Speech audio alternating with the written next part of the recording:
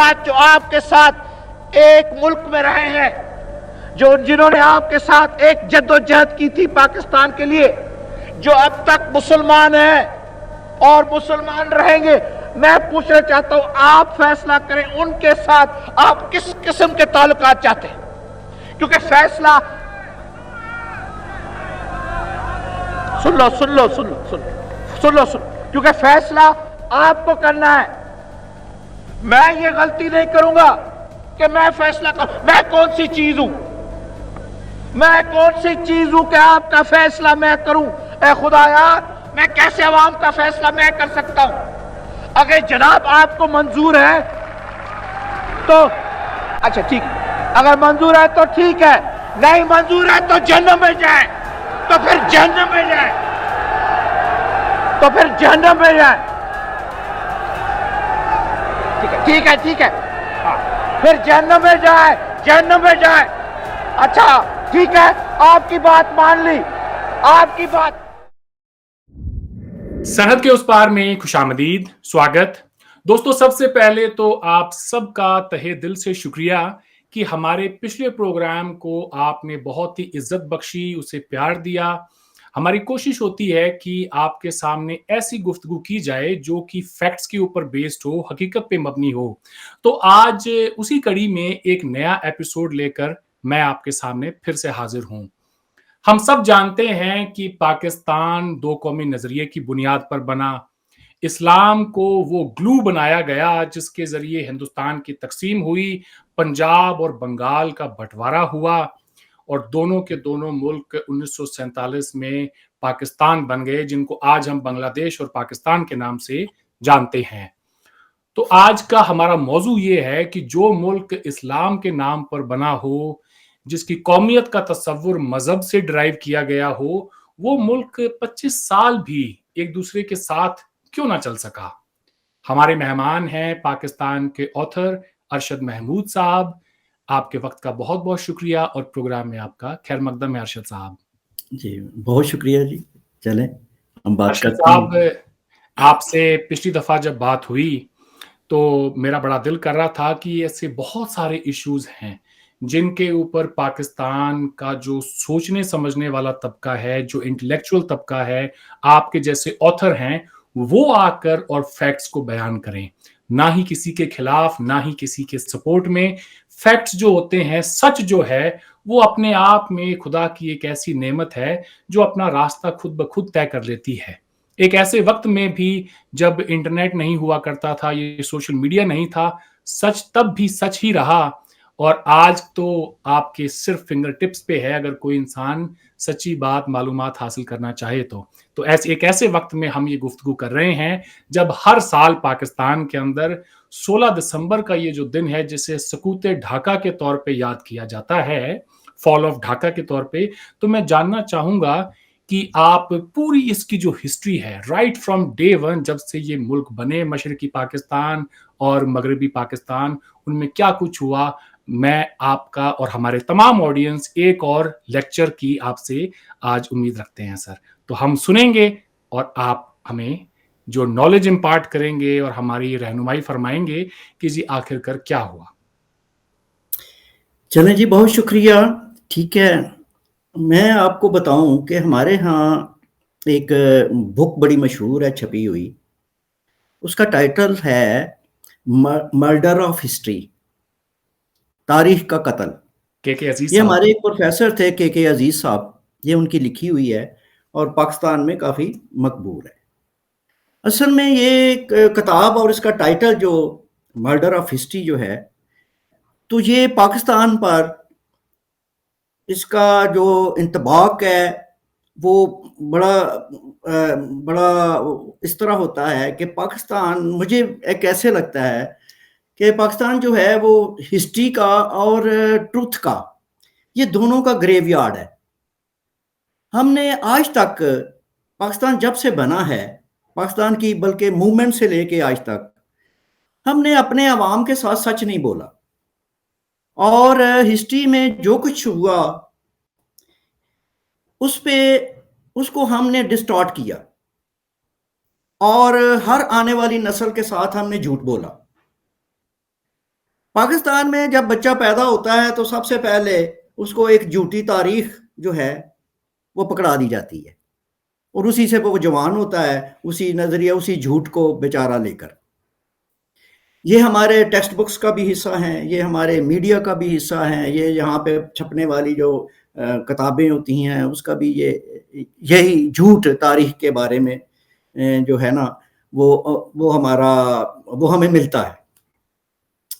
اچھا، اب ایسٹ پاکستان کی جو بات ہم کرتے ہیں 16 دسمبر کے حوالے سے، دیکھیں پاکستانی موومنٹ کو ہم لیتے ہیں کی طرف جاتے ہیں تو دیکھتے ہیں کہ پاکستان موومنٹ چلانے میں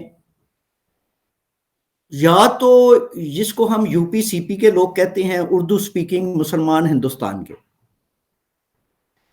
وہ ایک حصہ تھے، لیڈنگ تھے.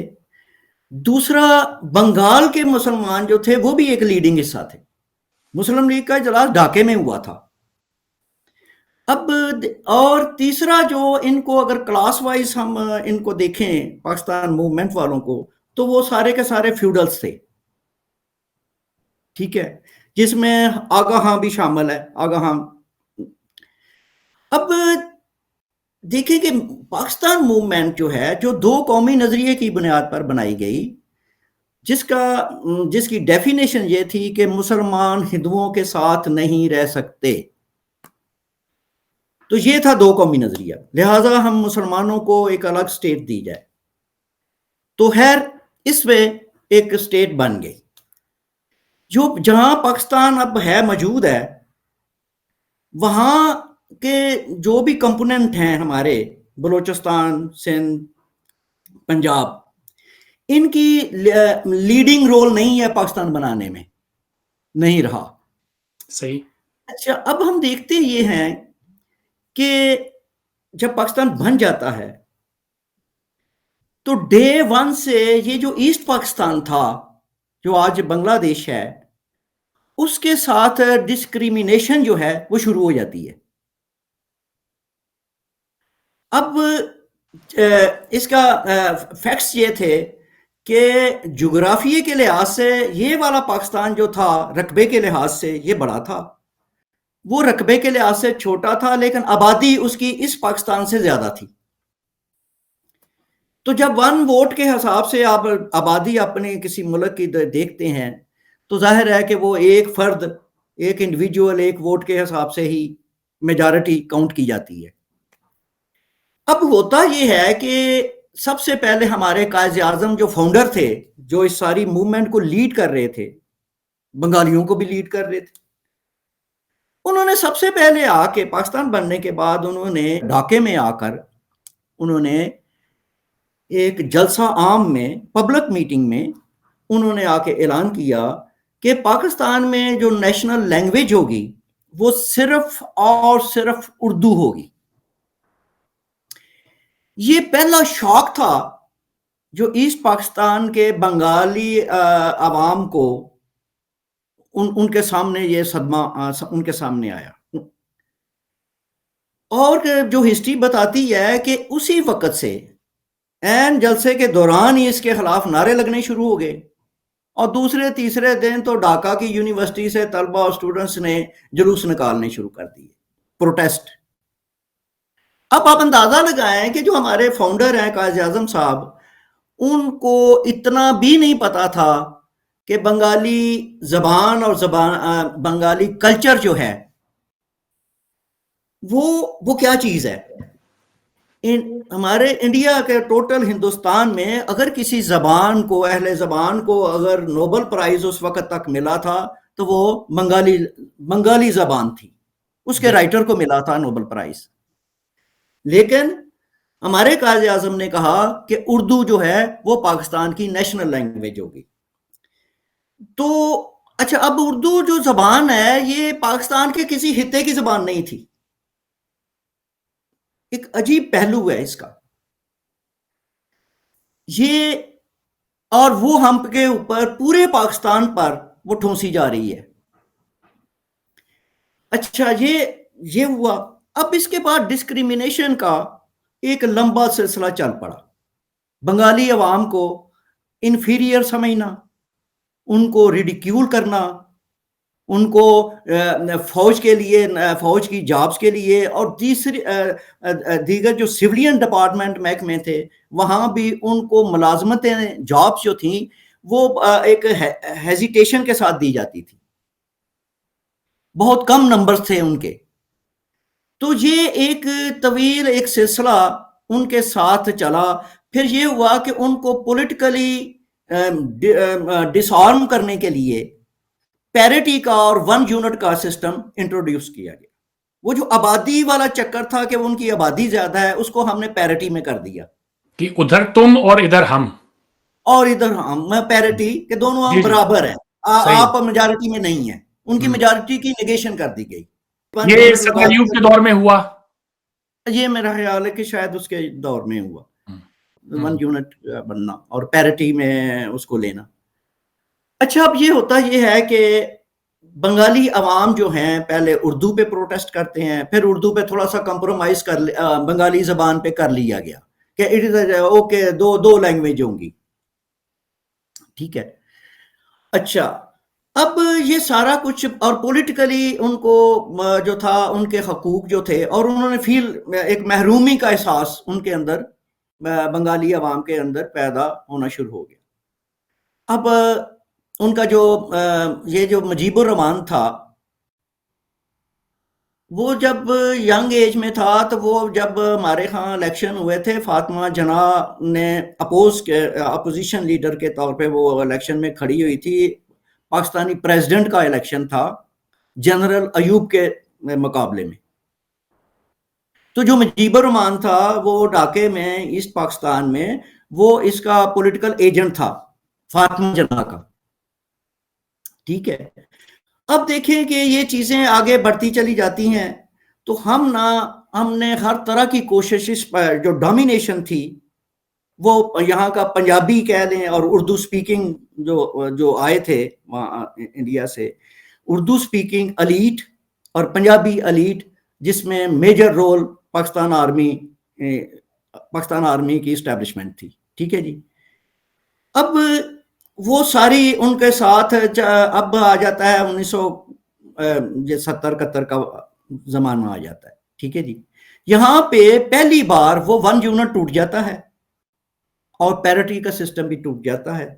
یہ طے ہوتا ہے کہ ایک پاکستان کا ایک نیا کانسٹیٹیوشن بنے گا، اور اب جو ہے جو آبادی کی بنیاد پہ، پاپولیشن کی بنیاد پر الیکشن ہوں گے، اور ہر انڈیویجول، ہر سٹیزن کو، بالغ سٹیزن کو اس کا ایک ووٹ ہوگا. یہ سارا کچھ ہوتا. اس وقت مارشل لا تھا. جنرل یحییٰ جو تھے وہ مارشل ایڈمنسٹریٹر بھی تھے اور پاکستان کے پریزیڈنٹ بھی تھے، اور فوج کے پاس حکومت بھی تھی، ریاست بھی تھی، سیاست بھی تھی، ٹھیک ہے جی. الیکشن ہوتے ہیں. الیکشنوں میں رزلٹ یہ آتا ہے کہ مجیب الرحمان جو ہے، اس کی پارٹی عوامی لیگ، وہ سویپ کر جاتی ہے وہاں سے، ایسٹ پاکستان سے، ساری کی ساری، یہاں کی ساری جو پارٹیاں تھیں، جس میں ایک میجر پارٹی پیپلز پارٹی تھی اور ذوالفقار علی بھٹو صاحب تھے، ان کو وہاں ایک بھی سیٹ نہیں ملتی.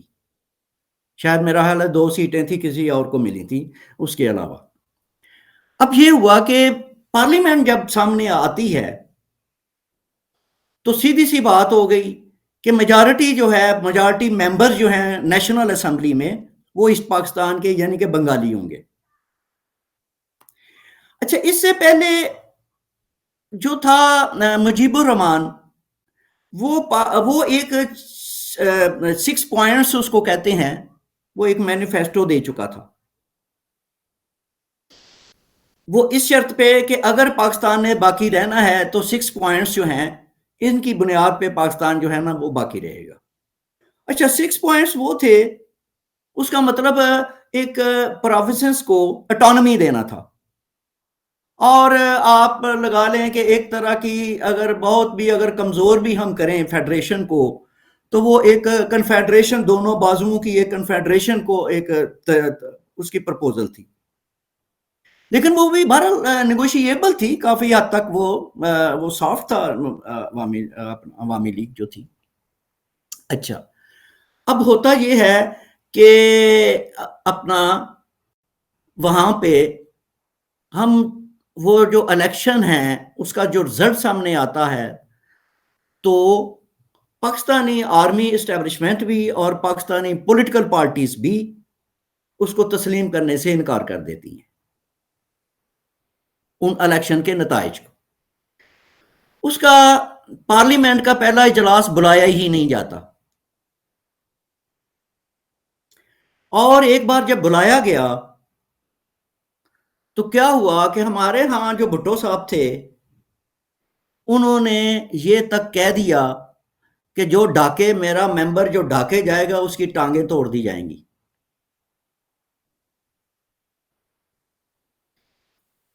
اب وہاں پہ پروٹیسٹ ہونے شروع ہو گئے, ایک لڑائی جھگڑا شروع ہو گیا, ایک کھلی بغاوت جسے آپ کہہ سکتے ہیں بنگالی عوام نے, کہ اگر آپ اس کا صاف مطلب تھا کہ بنگالی عوام نے یہ سوچ لیا کہ یہ صرف ہمیں یہ جو ویسٹ پاکستان ہے یہ ہمیں صرف کالونی بنا کے رکھا ہوا ہے, یہ ہمیں کسی طرح کے کوئی حقوق رائٹس پولیٹیکل رائٹس دینے کو تیار نہیں ہے, یہ نیشنل بجٹ جو ہے یہ جو پیسہ ہے جو نوکریاں ہیں یہ ہمیں دینے کو تیار نہیں ہے.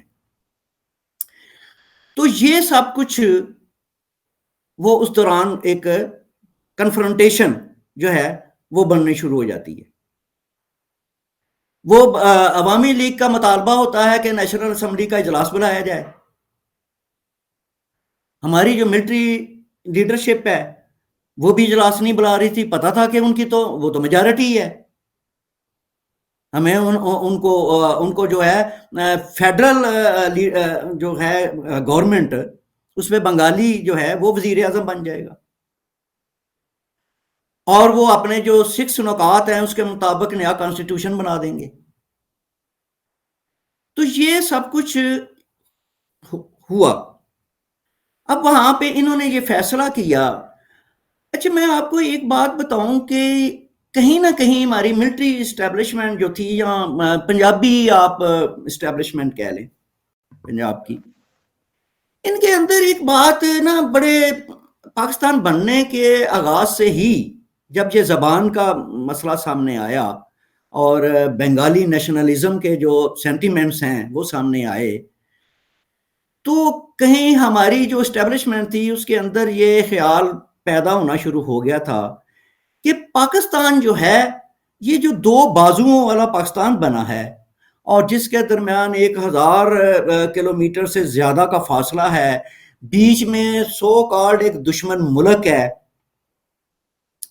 تو یہ ان مینیجیبل سٹیٹ ہے, ریاست. تو ان کے اندر یہ بات آنی جنرل ایوب کے زمانے سے آنی شروع ہو گئی کہ یہ پاکستان کو اس طرح رکھنا شاید ممکن نہیں ہے, یہ بات چلے گی نہیں.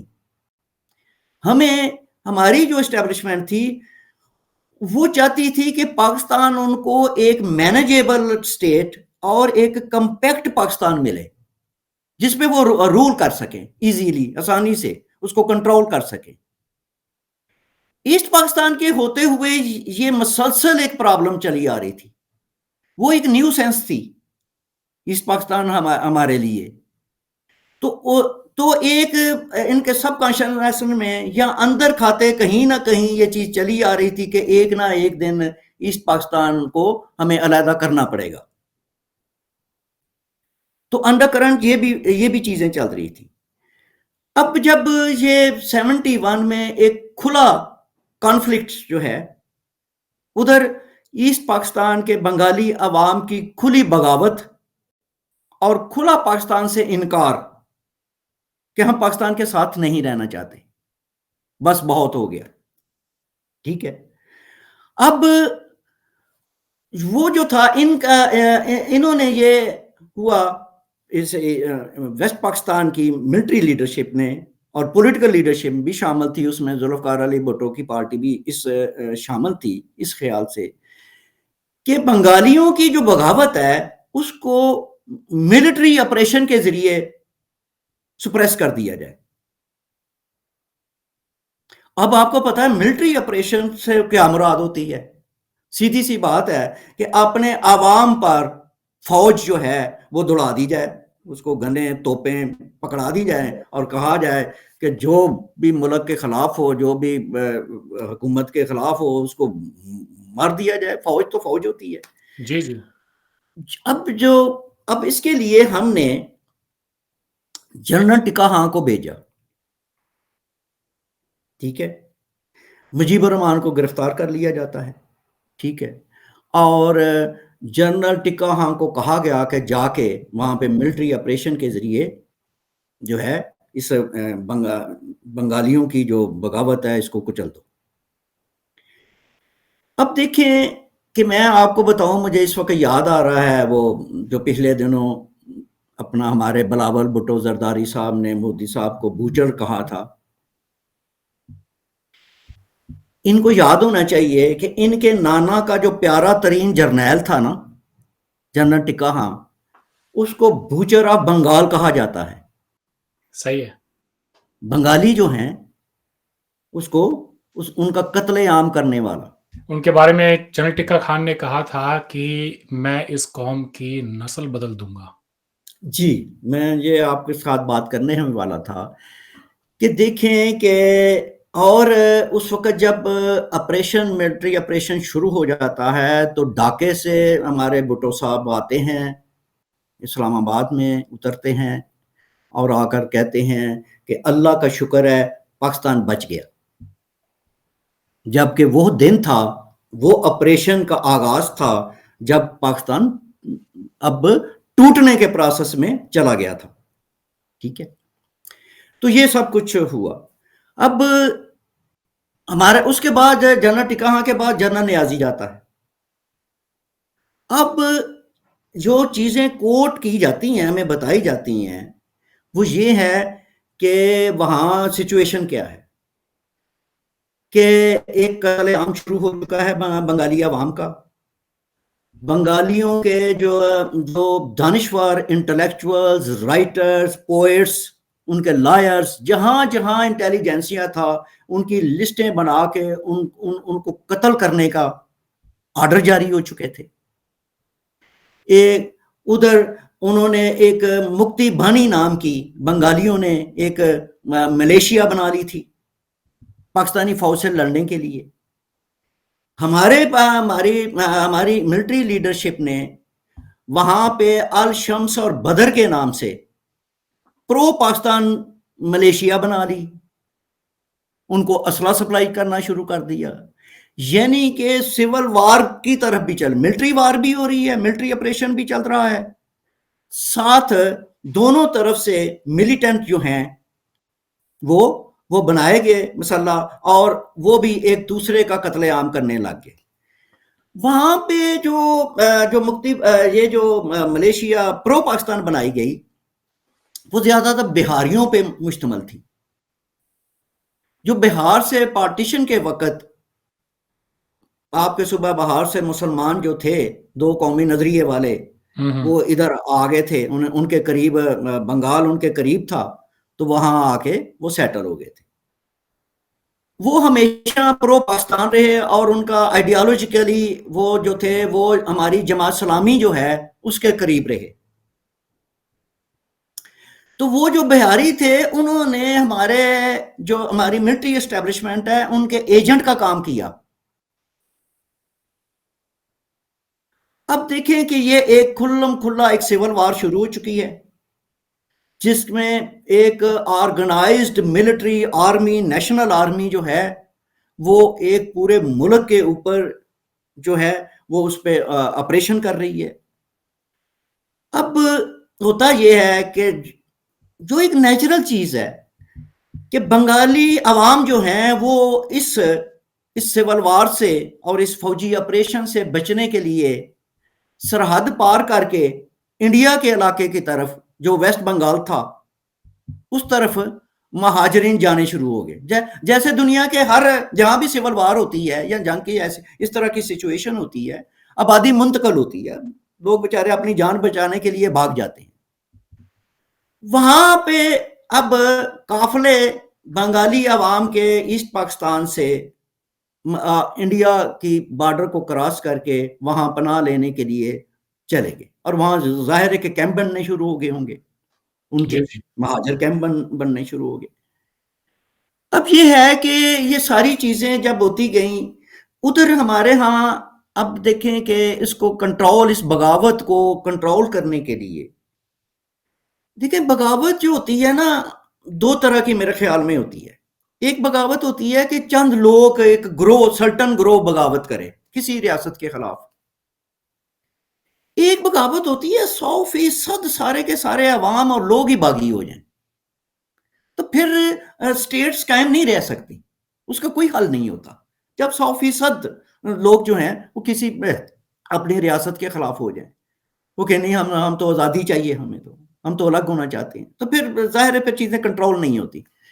لیکن انہوں نے، ہمارے جرنیلوں نے کیسے کنٹرول کرنا شروع کیا کہ وہ جو آپ نے ابھی بات کہی، تو ایک جرنل نے یہ کہا کہ میں ان بنگالیوں کی نسل چینج کر دوں گا۔ اب آپ اس کے معنی سمجھ سکتے ہیں، ان کی آئندہ دوسری تیسری نسل پنجابیوں کی ہوگی۔ ایک دوسرا جو جنرل نیازی نے کہا کہ میں اپنے سولجرز کو ان کی جنسی گریٹیفیکیشن کے لیے کیا میں ان کو جہنم میں بھیجوں؟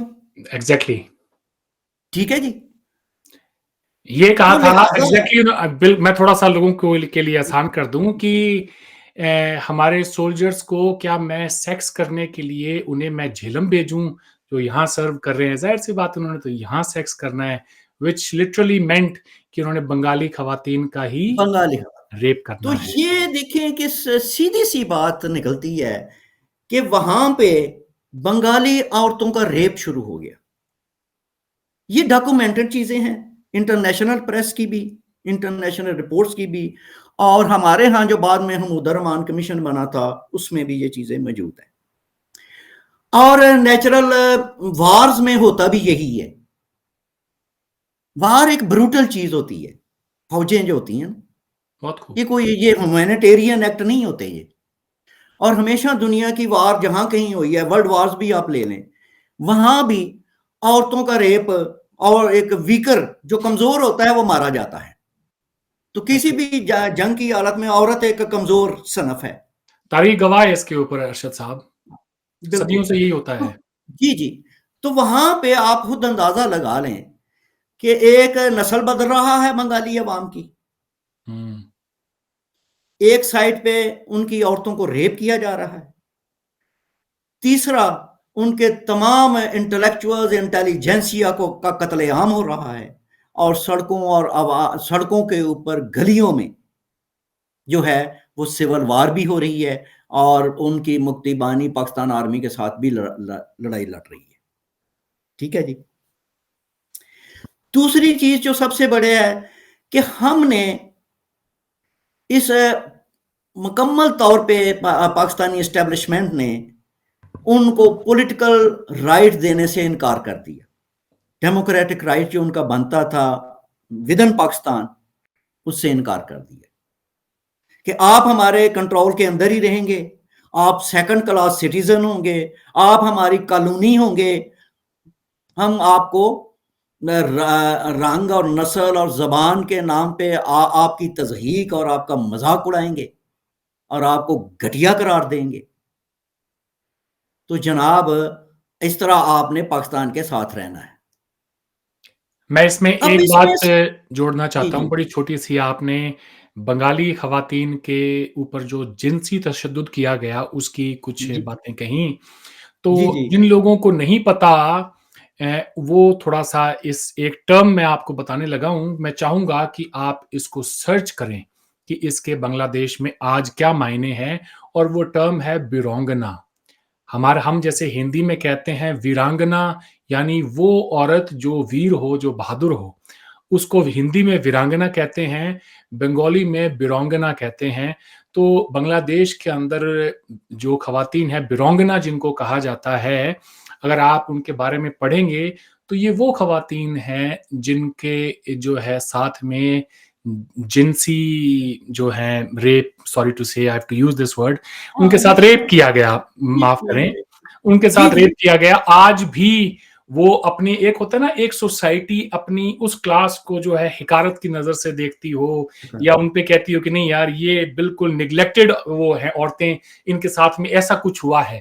انہوں نے کہا کہ نہیں، یہ ہماری مائیں ہیں، اور انہیں سب سے بڑا لقب دیا کہ یہ بیرونگنائیں ہیں ہمارے ملک کی. تو آج بھی ان کو عزت کی نظر سے دیکھا جاتا ہے، اور اسٹیٹ کسی اور کی مدد کے لیے اگر آئے نہ آئے، ان کی مدد کے لیے سب سے پہلے آتا ہے. ہر قسم ہر جگہ پہ انہیں فیسیلیٹیٹ کیا جاتا ہے. ارشد صاحب کتنی بڑی بات ہے یہ. ہاں صحیح ہے، ظاہر ہے ان کو وکٹم کیا گیا نا، وکٹم ہے، مطلب انہوں نے بالکل. قربانی دی، اپنی جی باڈی کی بھی قربانی دی نا اپنے وطن کے بالکل. لیے. دیکھو نا، تو یہ ساری چیزیں دیکھیں کہ یہ سب کچھ ہوتا رہا. میں آپ کو ایک کالم ہے، ہمارے ایک رائٹر ہیں، یہ اس دن 16 دسمبر کو نا ان کا ایک کالم یہ چھپا ہے. صحیح. یہ کالم بیوروکریٹ ہے، پوئٹ بھی ہیں، رائٹر بھی ہیں، اظہار الحق ان کا نام ہے، اور رائٹ ونگ کے بندے ہیں جس کو محب وطن پاکستانی کہا جاتا ہے ہمارے. جی میں جانتا ہوں اظہار صاحب ذاتی طور ہاں پہ. جی ہاں، یہ ان لوگوں میں سے ہیں. انہوں نے اپنے کالم میں لکھا، یہ چونکہ بیوروکریسی میں رہے، تو یہ کہتے ہیں کہ میں 3 سال ڈاکے میں سروس کر چکا ہوں. اب اپنے اس کالم میں وہ دیکھیں کیا لکھتے ہیں جناب. وہ کہتے ہیں کہ وہ جا کے دیکھتے ہیں کہ وہ وہاں کے بہاری جو تھے، جو ان کے بارے میں بتاتے ہیں کہ یہ انہیں جو تھا، ان حضرات کا برتاؤ مقامی لوگوں کے ساتھ متکبرانہ تھا، بہاریوں کا بنگالیوں کے ساتھ، اور بہاری پرو پاکستانی ہیں. یہ انہیں اچھا متکبرانہ تھا. یہ انہیں کم تر گردانتے تھے. ریلوے اور پوسٹل کے محکموں پر ان کا مکمل قبضہ تھا بہاریوں کا. یہ وہاں کی بات، میں فیڈریشن کی بات نہیں کر رہا، یہ وہاں کی بات ہو رہی ہے. مقامی افراد کو لینے سے گریز کیا جاتا تھا. میں نے اپنے 3 سال قیام کے دوران ان حضرات کی مقامی آبادی سے نفرت کو کئی بار نوٹ کیا. یہ ہمارا بیوروکریٹ کہہ رہا ہے. خود ہمارے ساتھ کے مغربی پاکستانی طلبہ جو پاکستانی سٹوڈنٹس ڈھاکہ یونیورسٹی میں پڑھتے تھے، پاکستانی طلبہ کی اکثریت بنگالیوں کی تضحیق کرتی تھی. کوئی انہیں ڈڈو کہتا تھا، مینڈک، فراگز، بنگالیوں کو، پنجابی سٹوڈنٹ. اور کوئی بات مجھے نہیں پتا، یہ بات شاید بنگالی کی کوئی چیز ہو کہ حوالے سے مذاق اڑاتا. کہنے کا مطلب یہ ہے کہ یہ جو چیز ہے یہ صرف یہ ودن مشرقی پاکستان نہیں تھی. ان کے ساتھ یہ باقی کا ہمارا یہ جو آج کا پاکستان ہے سارے کا سارا انہیں یہی کہتا تھا. اور یہ بات ارشد صاحب، اور یہ بات لکھنے والے پاکستان کے رائٹر ہیں اظہار الحق صاحب، جو کہ ایڈیشنل آڈیٹر جنرل رہے پاکستان کے، ہائیسٹ گریڈ کے سول سرونٹ رہے، ابھی حال ہی میں کچھ سال پہلے ریٹائر ہوئے. جی ہاں، وہ ریٹائر ہوئے ہیں، وہ کہہ رہے ہیں، آپ اندازہ لگائیں. جی جی. تو اب جب میں وہ زمانہ یاد کرتا ہوں، کل بھی میں ایک دوست سے پوچھ رہا تھا کہ یار اس وقت 71 میں ہمارا جو تھا وہ کیا فیلنگز تھیں ہماری جب جنگ ہو رہی تھی. تو فیلنگ ہماری بالکل کلیئر کٹ تھی پورے پاکستان کی، ویسٹ پاکستان کی میں کہہ رہا ہوں، کہ بنگالی غدار ہیں. بنگالی، اب اندازہ لگائیں کہ جب ہم ان کو غدار کہہ رہے ہیں اور ایز اے ہول کہہ رہے ہیں، ساری کی ساری آبادی کو غدار ہم نے کہہ دیا ہے، تو بھائی پھر پاکستان ایک رہ کیسے سکتا تھا؟ یہ کیسے ممکن تھا؟ آپ کو پتا ہو کہ چاہے ہمارے پاکستان میں جب بعد میں کسی جگہ ایوارڈ دیے گئے بنگلہ دیشی حکومت نے کہ ان پاکستانیوں کو جنہوں نے اس وقت یہ سٹینڈ لیا تھا کہ ہم زیادتی کر رہے ہیں، ہم ظلم کر رہے ہیں، ان کو ان کا حق ملنا چاہیے، ان کو حکومت ملنی چاہیے پاکستان کی، تو ان کو ایوارڈ دینے کے لیے وہاں بلایا گیا تھا. اور وہ مجھے یاد ہے کہ 4-5 افراد تھے، صرف انڈیویجولز. پورے اس ویسٹ پاکستان میں 4-5 افراد تھے جنہوں نے اس وقت بیچاروں نے انڈیویجولی یہ آواز لگائی کہ ہم ظلم کر رہے ہیں، ہم زیادتی کر رہے ہیں. ادروائز پورا یہ ویسٹ پاکستان جو تھا وہ ان کو نان محب وطن سمجھتا تھا، تو کیا غدار سمجھتا تھا، ان کو گھٹیا نیچ نسل نیچ ریس کے لوگ سمجھتا تھا. جناب اب ہوتا یہ ہے کہ دیکھیں کہ الزام اگر ہم یہ کہیں کہ انڈیا نے بنگلہ دیش بنوایا، تو سوال یہ پیدا ہوتا ہے کہ جب یہ جنگ ہو رہی تھی تو پاکستان آرمی کے اندر جو بنگالی سولجرز تھے، آفیسرز تھے، رینک اینڈ فائل تھا، ان کو ڈس آرم کر دیا گیا تھا، ان کو آئسولیٹ کر دیا گیا تھا بیرکوں میں. اس کا مطلب یہ ہے کہ بھئی ہمارا کسی بھی طرح کا ریلیشن بنگال کے ساتھ، ایسٹ پاکستان والوں کے ساتھ، ہمارا سارے رشتے ختم ہوئے تھے. یہ ہم جھوٹ بولیں گے آج اگر یہ کہیں گے کہ انڈیا نے پاکستان کو توڑا تھا. اب یہ دیکھیں کہ یہ سارا کچھ ہوتا ہے اور ان کو نہ حق دیے جاتے ہیں پولیٹیکل، نہ ان کو برابر کے سٹیزن. ہمیں پڑھایا جاتا تھا کہ بنگالی ادھر اتفاق سے یہ ہوا تھا کہ ادھر ہندو مینارٹی جو تھی وہ تھوڑی سی زیادہ تھی بنگال اس پاکستان میں، اس پاکستان کے یہاں تو مار مور کے ہم نے نکال دیا تھا ہر ہندو اور سکھ کو. تو وہاں بنگالی عوام نے کچھ شاید 20% شاید ہندو بنگالی موجود تھے. اب ہمیں ساری زندگی وہ جو 25 سال ہیں اس میں یہ پڑھایا گیا، یہ جو بنگالی مسلمان جو بنگالی ہیں ہمارے، وہ ہندوؤں نے ان کو خراب کر دیا ہے، ان کو اینٹی پاکستان بنا دیا ہے. وہ جو منارٹی تھی ہندو منارٹی، انہوں نے ان کے دین جو ہے نا ان کے خراب کر دیے ہیں. تو یہ سارا کچھ یہ ہوا ایک انتہائی وحشیانہ قسم کا. اس میں بڑی کتابیں لکھی ہوئی ہیں. بنگالیوں نے بھی ان کے ہاں بھی لٹریچر آیا ہے، افسانے ہیں، ناول ہے، ایون ناول لکھے گئے ہیں اس کے اوپر. تو یہ پاکستان کا یوں ایک ٹوٹ جاتا ہے. تو بات کہ اس سے 2-3 چیزیں ہم ڈیرائیو کرتے ہیں. ایک تو یہ کہ بھئی 2 قومی نظریہ جو تھا، جو پہلے سے ہی ایک ان نیچرل، ان سائنٹیفک، جو سوشل سائنسز کے انگیسٹ ایک نظریہ تھا، وہ خلیج بنگال میں وہ غرق ہو گیا. 2 قومی نظریہ کیا تھا؟ ہم ہندو کے ساتھ نہیں رہ سکتے. اس واقعے نے ثابت کیا اور بنگالی مسلمانوں نے کہا کہ ہم پنجابی مسلمانوں کے ساتھ نہیں رہ سکتے. اچھا ارشد صاحب، کچھ لوگ آج بھی ہیں پاکستان میں جو یہ کہتے ہیں کہ بنگالیوں نے بھی 2 قومی نظریے کو مانا، اگر نہ مانتے تو ہندوستان کے ساتھ میں پھر شامل کیوں نہیں ہوئے؟ انہوں نے اپنی اسلامک شناخت کو برقرار رکھنے کے لیے بنگلہ دیش کو ایک الگ اسلامک ملک بنایا، وہ ہندوستان میں ضم نہیں ہوئے. تو ان لوگوں کو آپ کیا جواب دیں گے؟ نہیں، یہ تو ایک بے وقوفانہ سی بات ہے. دیکھیں وہ جو تحریک تھی وہ انڈیا کے ساتھ ملنے کے لیے تھوڑی تھی. جو ایسٹ پاکستان کے بنگالی عوام کی جو بغاوت تھی وہ تو ویسٹ پاکستان سے علیحدہ ہونے کی تھی، اور اس میں 25-30 سال گزر چکے تھے. انڈیا کو تقسیم اور اس کی پارٹیشن ہوئے تو انہوں نے اپنا ہی گھر لینا تھا. انہوں نے پھر ادھر واپس جانے کو کیوں؟ یہ تو ایک فضول سی ہمارا رائٹ ونگ ہوگا جو یہ اس طرح کی یہ آبجیکشن ریز کرتا یا سوال کرتا ہوگا.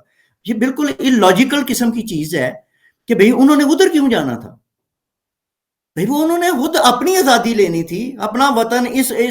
وہ سمجھتے تھے کہ ہمیں ویسٹ پاکستان نے کالونی بنا کے رکھا ہوا ہے، تو وہ ایک آزاد ہونا چاہتے تھے. اس میں واپسی والا تو کوئی چکر نہیں تھا.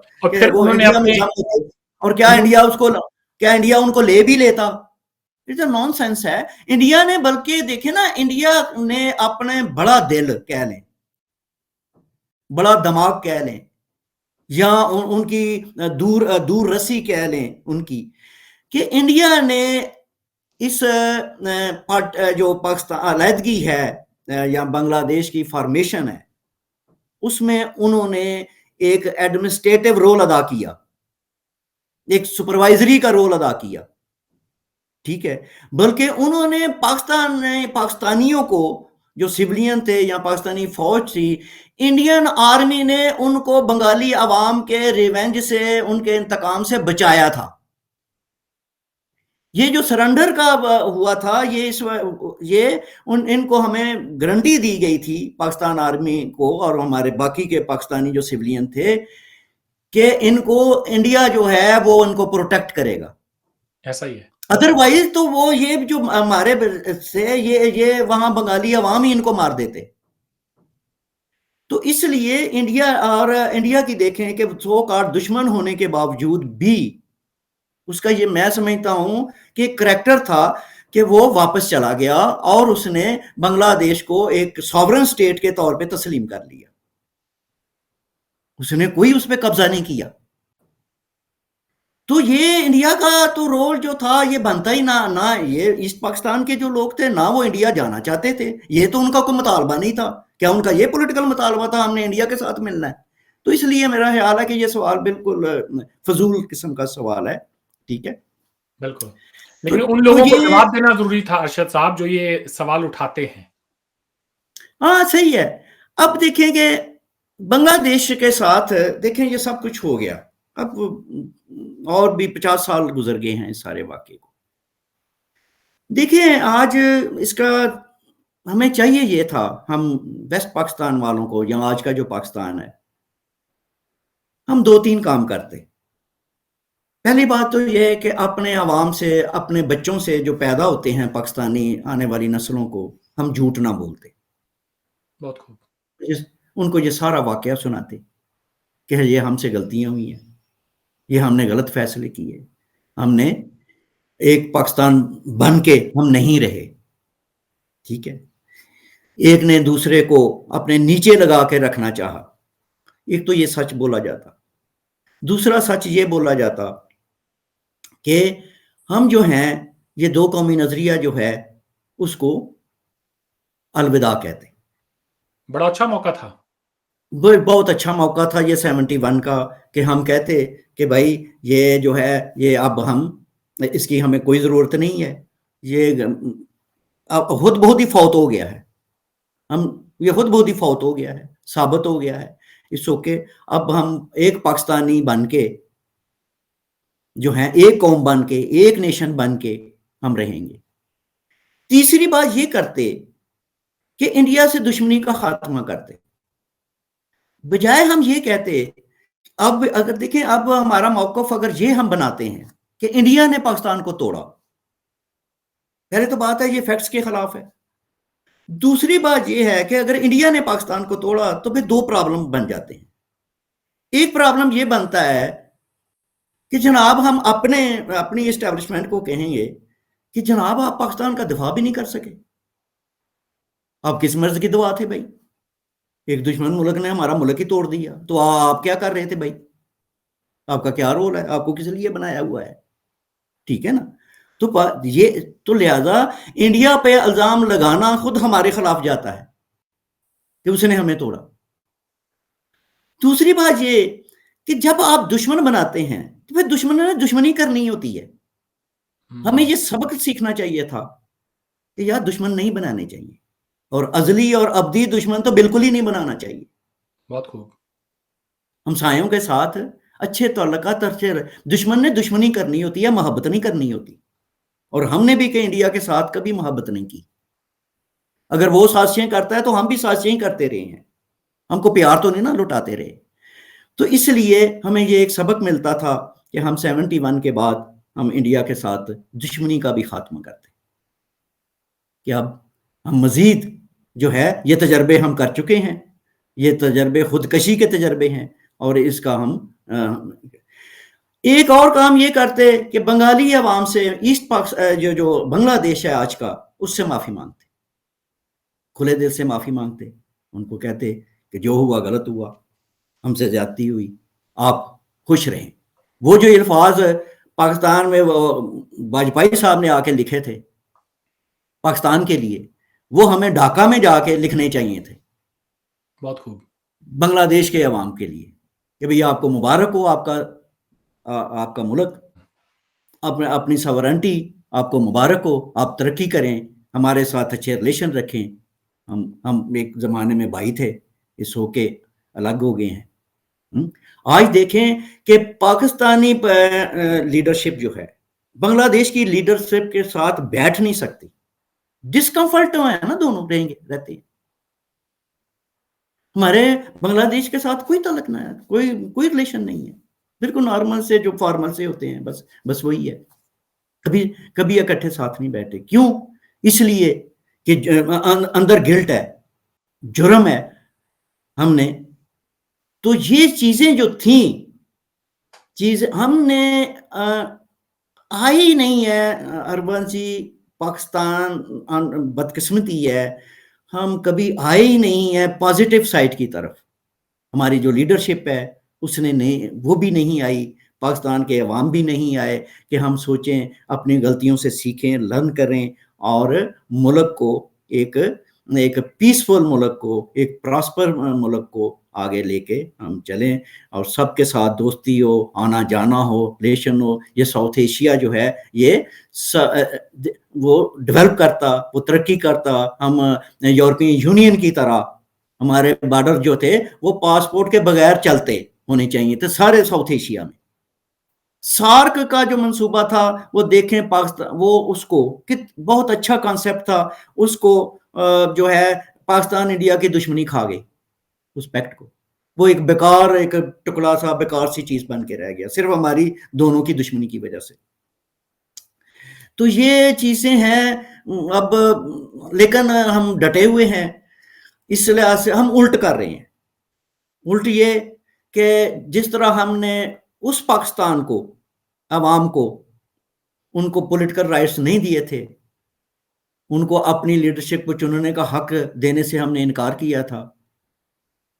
آج بھی یہ اس باقی ماندہ پر جو پاکستان ہے, اس 71 کے بعد مسلسل وہی چیز ہم اس پاکستان کے ساتھ بھی یہی کر رہے ہیں. پاکستان کے عوام کو آج بھی 71 سے بھی لے لیں, آپ 47 سے لے لیں, آج تک ہمارے کسی پرائم منسٹر نے اپنا بیچارے نے 4-5 سال کا ٹینیور پورا نہیں کیا. یہ ہمارا ریکارڈ, ورلڈ ریکارڈ ہے. انتہائی شرمناک, ہمیں ڈوب کے مر جانا چاہیے اس ریکارڈ پہ. لیکن آج بھی ہم کھڑے ہیں, آج بھی یہاں پر بھی جو ہے وہ جو غلطی کی تھی جس سے ملک ہمارا ٹوٹا تھا, پاکستان ٹوٹا تھا, وہ آج بھی وہ جو ہے ہم اپنے اس عوام کے ساتھ وہی کچھ کر رہے ہیں. جی, تو دوستو یہ تھے ہمارے ساتھ پاکستان سے آتھر ارشد محمود صاحب. بڑی ہمت کا انہوں نے کام کیا ہے کہ پاکستان میں رہتے ہوئے انہوں نے سچائی بیان کی. تھوڑی سی ہمت میں بھی دکھاؤں گا کہ as a well wisher of Pakistan کے خیر خواہ ہونے کے ناطے میری یہ لوگوں سے اپیل ہوگی, ریکویسٹ ہوگی کہ ارشد صاحب کی باتوں کو سنیں, اور نہ صرف سنیں بلکہ تھوڑا غور و فکر بھی کریں.